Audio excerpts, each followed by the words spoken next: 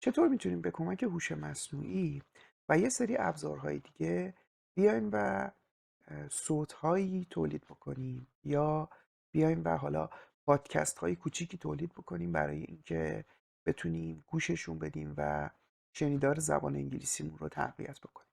یکی از راه‌هایی که وجود داره اینه که یک حالا متنی رو بگیم که هوش مصنوعی برای ما تولید بکنه. اگر که یادگیری زبان رو تازه شروع کردیم میتونیم بگیم که مدل‌های ساده‌تر بسازه. اگر یادگیری زبان رو خیلی وقته که شروع کردید و زیاد تمرین داشتید میتونید نمونه‌های ادوانس دریافت کنید و بعد از اینکه نمونه رو دریافت کردیم کافیه که بیایم و از اکستنشن اسکای روم ریکوردر استفاده بکنیم.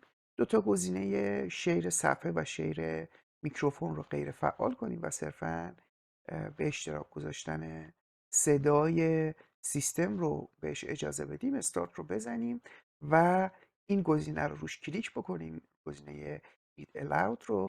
اینطور میتونه برای ما یک فایلی رو تولید بکنه که فایل صوتی هست و ما میتونیم از این فایل صوتی استفاده کنیم که شنیدارمون رو تقویت بکنیم.